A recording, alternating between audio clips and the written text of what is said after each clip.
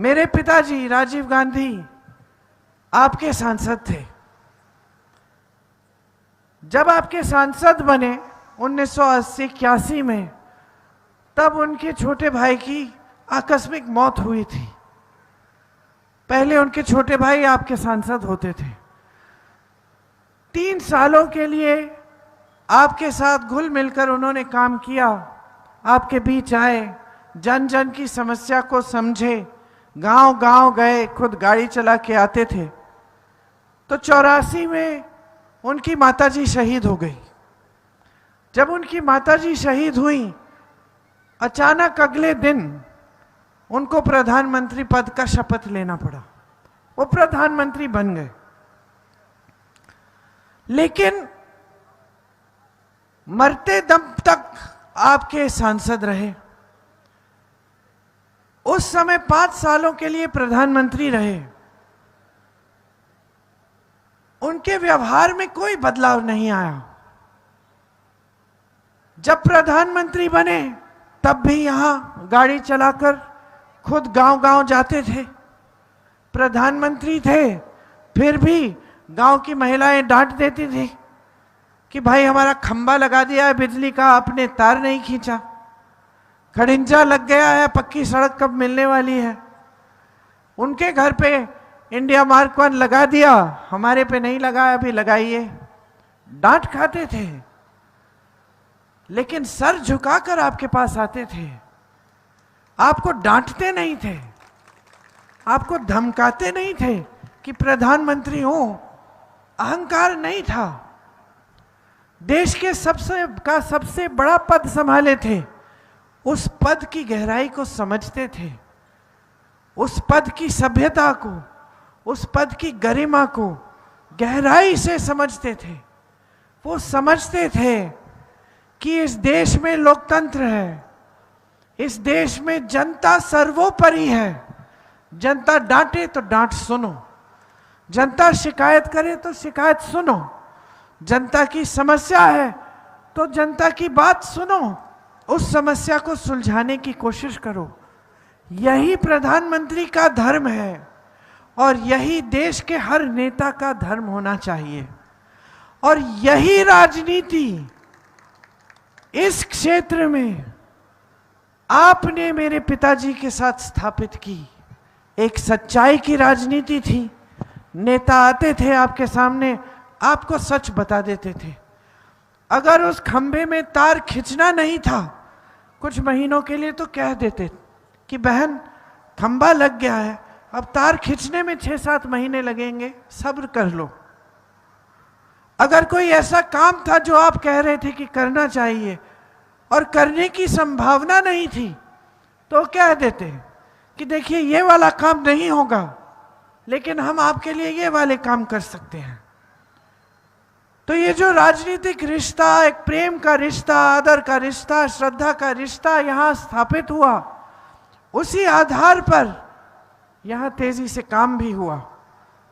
BHEL, HAL, IIITB, ordnance factory, Udaan academy, Indo Gulf, ACC cement की factory, ये सब उन्होंने, सोनिया जी ने उनके बाद, राहुल जी ने उनके बाद यहाँ पर शुरू कराया।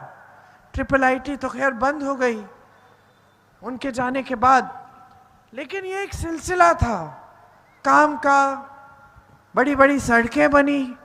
आज भी जो सड़कें रायबरेली, अमेठी को लखनऊ और देश भर से जोड़ती हैं, ये सड़कें इन्हीं के कार्यकाल में बना। तो आपने एक राजनीति स्थापित की, एक सभ्यता स्थापित की, और उस सभ्यता को आगे बढ़ाकर मेरी माताजी जब आपकी सांसद बनी, उन्होंने खूब काम किया आपके लिए। राहुल जी बने, उन्होंने अपने काम किए आपके लिए।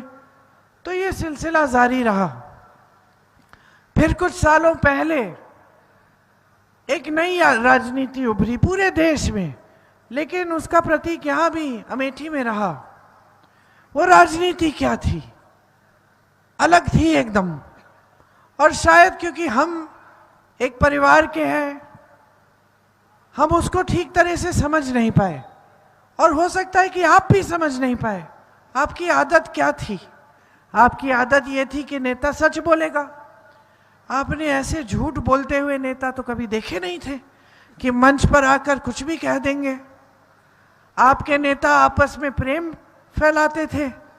आपके गांव आते थे, कोई झगड़ा हो जाता था तो दो लोगों को कहते थे कि भाई प्रेम से, प्यार से इसको सुलझा दो।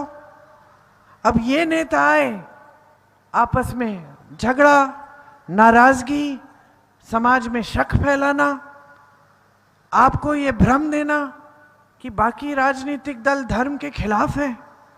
आपके धर्म को संकट है, आज आपके धर्म को बचा नहीं पाएंगे आप, धर्म पर आक्रमण है। ये सब बातें फैली। यहाँ अमेठी में नई नई बातें फैलाई गई कि ये जो गांधी परिवार है ये आपकी जमीनें छीन रहा है। इनकी जमीनें हैं खूब सारी अमेठी में। एक बता दीजिए, नहीं बता पाए कि हम लूटने आए थे, कि जो महिलाओं के लिए परियोजना कार्यक्रम हमने शुरू किए वो लूटने का आधार था। तो ये सब बातें फैली और शायद आप नहीं समझ पाए, शायद गहराई से हम भी नहीं समझ पाए कि ये कैसी नई राजनीति उभरी है कि झूठ पे झूठ पे झूठ बोला जा रहा है जनता से, टीवी पे दिखाया जा रहा है। लोग यहाँ आए, पत्रकार यहाँ आए कि भाई क्या काम हुआ है, यहाँ कुछ काम नहीं हुआ, देखो ये सड़क टूटी है, ये बिजली नहीं आ रही है, लेकिन जितना काम हुआ उसको भी बदनाम कर दिया। जो अमेठी क्षेत्र था पूरे देश में जाना जाता था। मुझे याद है कि जब अमेठी का कोई भी आता था ऑफिस में तो सारे दरवाजे खुल जाते थे। आज भी मैं दिल्ली में जब एनडीएमसी या म्यूनिसिपल कॉरपोरेशन में या जो भी बहुत सारे जो सरकारी रोजगार है, मैं सरकारी कर्मचारियों से मिलती हूँ, जब जब पूछती हूँ मैं कहाँ के आप, क्योंकि यूपी के होते मैं पहचान लेती हूँ, पूछती हूँ यूपी में कहाँ के हैं, जब सुनती हूँ अमेठी वाले हैं, ज़्यादातर अमेठी वाले हैं, क्योंकि सरकारी रोजगार इतने मिले, लोगों के जीवन में तरक्की आई।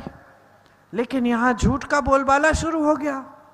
आपकी सांसद जो आज सांसद है, आज भी जब प्रचार करती है तो ज़्यादातर उनके प्रचार में किसी की आलोचना, हमारे परिवार के बारे में उल्टी सीधी बातें। हमारी तो एकदम अलग सभ्यता थी। पिताजी के लिए प्रचार करने जाते थे, पिताजी से पूछते थे क्या बोले, कहते थे जो काम किया है वो बताओ और जो काम करने जा रहे हैं वो बताओ। यही हमारी सभ्यता थी। हमारी तो समझ से बाहर था कि हम मंच पे खड़े होकर सिर्फ किसी को गालियां देंगे, किसी के बारे में झूठ फैलाएंगे। समझ से बाहर था। हम सिर्फ काम करने आए थे, जितना काम कर सके उतना किया। जब वोट मांगा तो काम के आधार पर मांगा, ये सोचा कि जनता के लिए कुछ किया है, जनता समझेगी, समर्थन करेगी। आज देश के सबसे बड़े पद पर आसीन हमारे प्रधानमंत्री देश की जनता के सामने आके क्या कह रहे हैं? ये बता रहे हैं कि कितने रोजगार दिए नौजवानों को, ये बता रहे हैं कि कितने आवास बनाए, ये बता रहे हैं कि महिलाओं के सशक्तिकरण के लिए क्या किया, ये बता रहे हैं कि महंगाई इतनी बढ़ गई है, क्यों बढ़ी, क्या इसको कम कर सकते हैं? नहीं बहनों और भाइयों, ये बात कर रहे हैं पाकिस्तान की। ये बात कर रहे हैं कि कोई एक ऐसा राजनीतिक दल है जो आपके घर में आकर आपके भैंस चुरा लेगा। ये इंदिरा जी जैसी महान शहीद महिला को देशद्रोही कह रहे हैं, जिस महिला ने पाकिस्तान को 2 टुकड़े में बांट के बांग्लादेश बनाया। ये एक देशभक्त राजीव गांधी के बारे में कह रहे हैं, जो देश के लिए 46 साल की उम्र में शहीद हो गए। खून उनका खून इस धरती में है। उनके बारे में कह रहे हैं कि वो देशद्रोही हैं, कि उन्होंने देश के कानून इसलिए बदल डाले कि अपनी माँ की विरासत पे टैक्स नहीं देना पड़ेगा। सोचिए, इतनी फिजूल की गिरी हुई बात कि मेरे पिताजी के दिमाग में नहीं आ सकती थी। आप जानते थे उन्हें, जो जो बुजुर्ग यहाँ बैठे थे आपको बताएंगे, सच्चे इंसान थे। देश का कानून अपनी विरासत के लिए बदलेंगे, और विरासत में मिला क्या उनको? धन दौलत। वो तो भाजपा वाले कहते हैं विरासत में उन्हें देश के लिए मर मिटने का जज्बा मिला। मां शहीद हुई, 7 साल बाद शहीद हो गए, पूरा जीवन भी नहीं जिया। बच्चे बड़े हो गए, मेरी शादी हुई उसमें भी नहीं आए थे, नहीं, गुजर गए थे। अपने पोते पोती को नहीं देखा, और इनके बारे में आप कह रहे हैं कि देशद्रोही हैं। आज जिस तरह की राजनीति इस पूरे देश में फैली हुई है, इससे आपको बहुत सावधान होना पड़ेगा। आपकी जागरूकता आज इतनी जरूरी है, इतनी महत्वपूर्ण है कि आप पूछिए ही मत, मैं इसका उल्लेख कर ही नहीं सकती। आज आपकी जागरूकता पर आक्रमण है। मोदी जी की जितनी भी नीतियां हैं बड़े बड़े खरबपतियों के लिए बन रही हैं। कैसे पता चलता है? देश का कोयला, देश की बिजली, देश की बड़ी बड़ी सड़कों का ठेका, देश के खदान सारे, देश के बंदरगाह, देश के हवाई अड्डे जो सरकारी होते थे, आपके होते थे, देश की जनता के होते थे, आज किसके हैं? किसके हैं? अडानी जी, अंबानी जी के हैं। सब इनको सौंप दिया गया है। सारी देश की संपत्ति इनको सौंप दी। देश का किसान लाख रुपए के लिए, 50,000 रुपए के लिए आत्महत्या करता है, गुजारा नहीं हो रहा है उसका। रात को आवारा पशु से पहरेदारी कर रहा है अपने खेतों का, कि दिन में कड़ी धूप में मेहनत कर रहा है, कमाई पूरी नहीं हो रही है। जीएसटी टैक्स डाल दिए हर खेती के सामान पे, कमा नहीं पा रहा है। बहनें महंगाई से जूझ रही हैं। सिलेंडर छोड़िए, आटा, सब्जी, दाल कुछ सस्ता नहीं मिल रहा है। दुकान जाती हैं, कतरा के वापस आ जाती हैं, आधी चीजें छोड़ देती हैं जो खरीदने गई थी। 2 दिन की दिहाड़ी नहीं मिलती, घर में कोई भूखा सोता है। जितनी मेहनत की है आपने अपने बच्चों की परवरिश के लिए, उनको शिक्षित करने के लिए, सब असफल। चाहे कितनी भी मेहनत की हो आपने, कर्ज लिया हो इनको शिक्षित करने के लिए, ट्यूशन पढ़ाने के लिए, भर्ती की परीक्षाएं देने के लिए, पेपर लीक होते हैं, घोटाले होते हैं, कोई कार्रवाई नहीं होती। ऊपर से कोई रोजगार नहीं है। 70 करोड़ जनता इस देश में आज बेरोजगार है। 45 सालों में ऐसा नहीं हुआ। 45 सालों में सबसे ज्यादा बेरोजगार आज मोदी जी के राज में है। 30 लाख पद खाली हैं। यहां अमेठी के शहर में कितने दुकानदार हैं, कितने छोटे छोटे बिजनेस हैं। आपकी ये पूरी मार्केट, क्या नीति लाए मोदी जी आपके लिए? आपकी बिजनेस को मजबूत करने के लिए, आपके कारोबार को मजबूत करने के लिए कुछ नहीं। नोटबंदी लाए। नोटबंदी में आपको बोल दिया कि खड़े हो जाइए कतार में, देशभक्ति दिखाइए अपनी। आपने देशभक्ति दिखाई, कहां था काला धन? आया वापस? आपकी जो तो बचत चली गई, आपके बिजनेस थोड़ी देर के लिए रुक गए, आपका नुकसान खूब हुआ। काला धन आया वापस? नहीं आया। उसके बाद क्या आता है आपके लिए? एक और तोहफा, जीएसटी। जीएसटी आई, फिर से सारे छोटे कारोबार, जितने मध्यम कारोबार थे, सब संकट में पड़ गए। किस चीज के लिए क्या टैक्स है समझ में नहीं आ रहा है। छोटा सा बिजनेस है और आपको अकाउंटेंट रखना पड़ रहा है उस बिजनेस के लिए।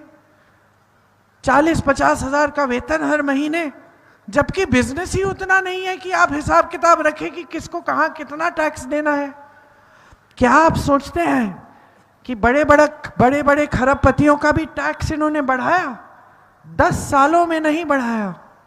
वो उतना ही टैक्स दे रहे हैं जितना दे रहे थे। और छोटा दुकानदार, किसान, हर चीज पे टैक्स दे रहा है। आपके लिए कोई नीति नहीं है। मिडिल क्लास के लिए कोई नीति नहीं है। आपके लिए 5 किलो राशन का बोरा पकड़ो, चुप रहो। शिकायत करोगे गिरफ्तार हो जाओगे। अभी मैं आ रही हूं, संग्रामपुर से, वहां एक लड़का है प्रमोद तिवारी,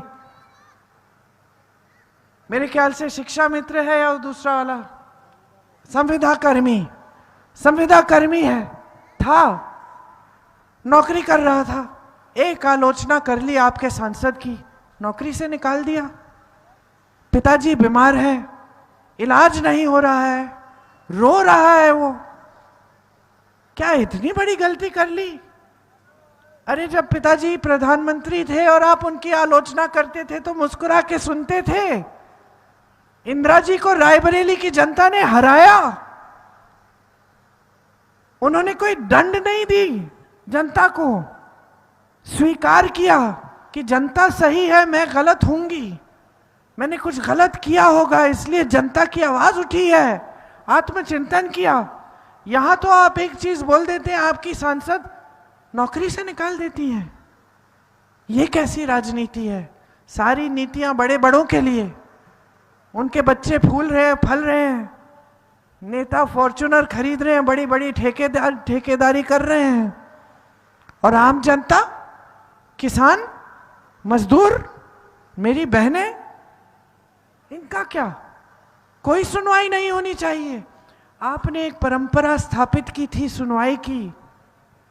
मुझे याद है जहां जहां जाती थी लोग दरख्वास्त लेके खड़े रहते थे, इतने सारे दरख्वास्त हो जाते थे, हम घर जाते थे तो, और फिर बैठ के, चाहे माता जी थी, राहुल भैया थे, पिताजी थे, बैठ के सारों को पढ़ के कि भाई ये क्या समस्या है, चलो ये पानी की समस्या है, इसको इधर, यहाँ मदद करनी है, यहाँ मदद करनी है, यहाँ मदद करनी है। आज कोई सुनवाई नहीं है।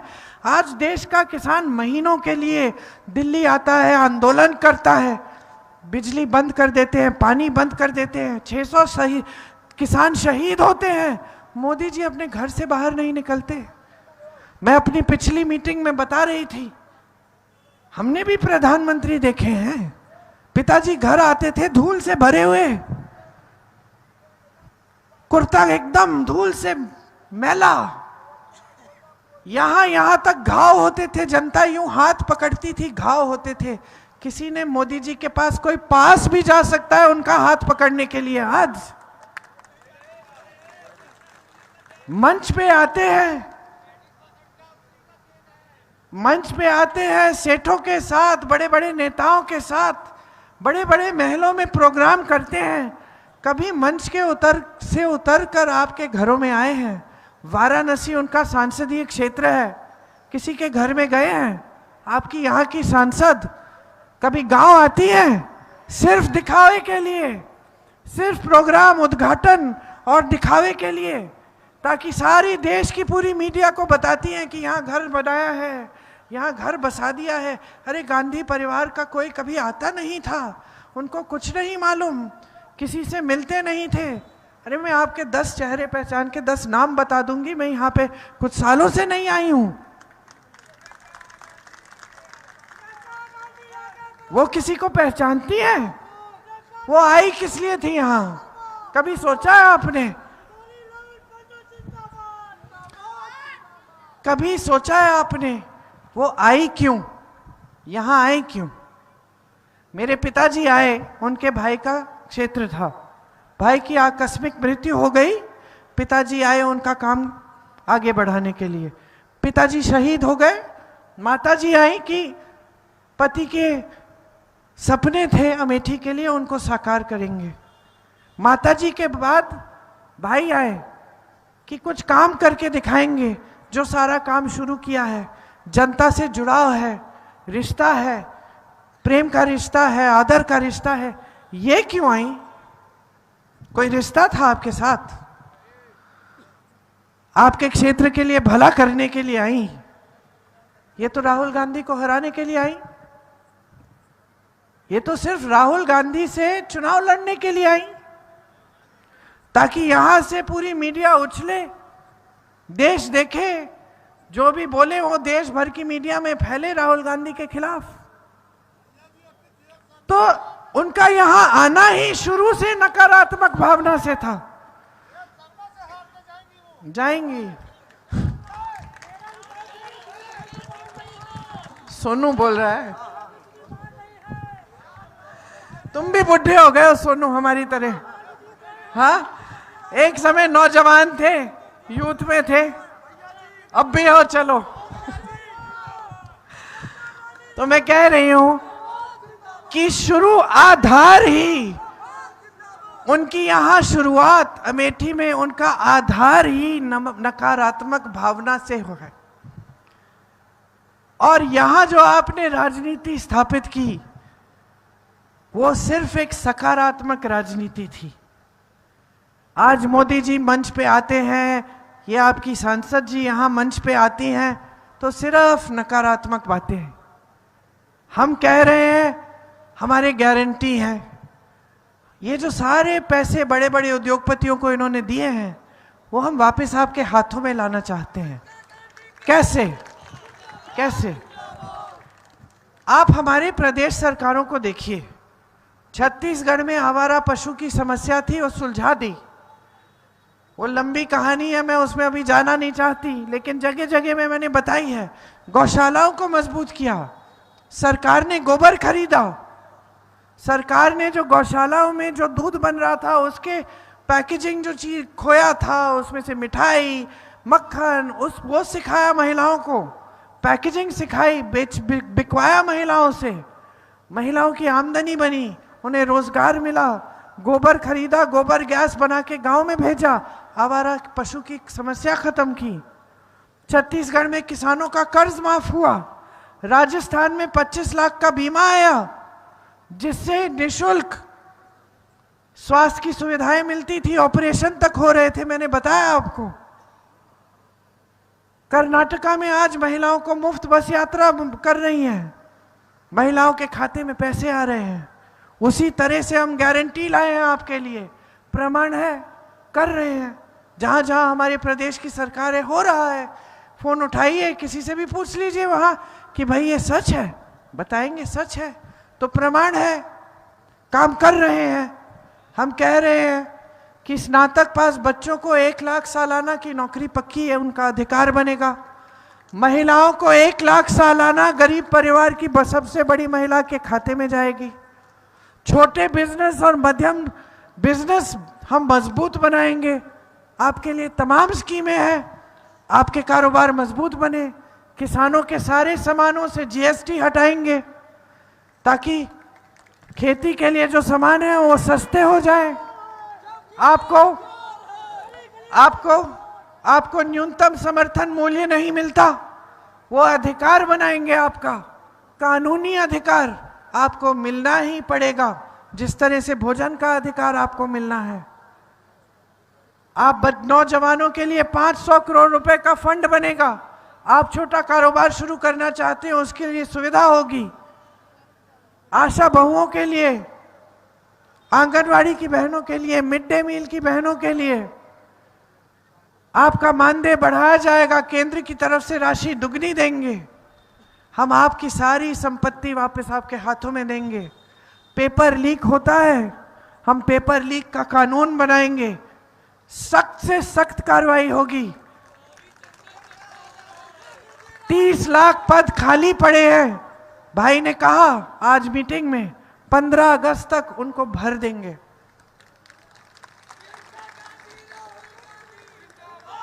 यहां से ही हमने अपनी राजनीति सीखी और हमारी राजनीतिक सभ्यता बनी। आपकी जागरूकता ने बार बार हमें दिशा दिखाई, आपकी जागरूकता ने देश में संदेश भेजा। आज मैं आपसे एक चीज मांगने आई हूं कि यहां जो राजनीति स्थापित हुई वो आपके पूर्वजों ने, मेरे पूर्वजों ने यहां स्थापित की। एक मजबूत रिश्ता बनाया, पूरे देश को दिखाया कि विकास होता है तो ऐसा। जब नियत होती है, नीतियां सही होती हैं, तो सरकार क्या नहीं कर सकती है। तो आज मैं ये मांगने आई हूं कि ये मेरे पिता की कर्म भूमि है, इसी भूमि के यहीं के सांसद थे जब शहीद हुए, मेरे लिए पवित्र भूमि है। मैं ये मांगने आई हूं कि यहां वही राजनीति फिर से स्थापित करो जो आपके लिए काम करके दिखाए। अपना भविष्य बनाओ, अपना भविष्य बनाओ। टीवी में वो दिखता है वो सच्चाई नहीं है, सच्चाई जो जी रहे हो वो सच्चाई है। ये जो महिलाओं का संघर्ष है ये सच्चाई है। जो किसान रात को अभी मेरा भाषण सुन के जाके खेत में बैठेगा पहरेदारी करने के लिए, ये सच्चाई है। जो दुकानदार भी कमा नहीं पा रहा है, ये सच्चाई है। जो मजदूर कम दिहाड़ी पा रहा है, जिसका शोषण हो रहा है, ये सच्चाई है। मोदी जी की चमकती हुई सच्चाई नहीं है आपकी सच्चाई। आपके जीवन में तरक्की नहीं आई है 10 सालों में। आपकी सांसद चीखती हैं, चिल्लाती हैं, बहुत झूठ फैलाती हैं। एक काम बता दें, एक काम बता दें बड़ा जो यहाँ के लिए किया है, एक काम बता दें, बता नहीं पाएंगी। जब काम किया रही है तो क्या कहेंगी? तो एक ऐसी राजनीति वापस लाइए अपने क्षेत्र में और यहां से पूरे देश भर में संदेश दीजिए। किशोरी लाल शर्मा 40 सालों के लिए आपकी सेवा की इन्होंने। जिन दरख्वास्तों की मैं बात कर रही थी, जितने दरख्वास्त मिले सब इनको देते थे। किशोरी भैया जाके देख लो, उस महिला आई थी मेरे पास उस मीटिंग में, उसका क्या किया? मदद की, उसका संकट था उसको दूर किया। किशोरी जी जाते थे गांव में, गांव गांव जानते हैं, गली गली जानते हैं, चेहरा चेहरा पहचानते हैं। आपके लिए श्रद्धा से काम करेंगे, घमंड से नहीं, अहंकार नहीं दिखाएंगे। आपकी सुनवाई होगी, आपके यहां एक सच्ची राजनीति वापस आएगी और पूरा देश देखेगा कि देखो अमेठी ने सही निर्णय लिया है। तो मैं सिर्फ आपसे आग्रह करती हूं कि मेरी बातों पे ध्यान रखना। पोलिंग 20 तारीख को है। जब पोलिंग में जाएंगे, कार्यकर्ता भाई बहन भी हैं, आप लोगों को उत्साहित करिए, ले जाइए पोलिंग पे और भारी से भारी बहुमत से किशोरी जी को जिताइए। हमारे परिवार के सदस्य समान हैं, हम सब आपकी सेवा करेंगे। राहुल जी, मैं, किशोरी जी और मेरी माता जी भी जितना कर सकती हैं करेंगी। आप सबको बहुत बहुत धन्यवाद। बहुत शांति से आपने मेरी बातें सुनी और बहुत देर भी हो गई। जय हिंद।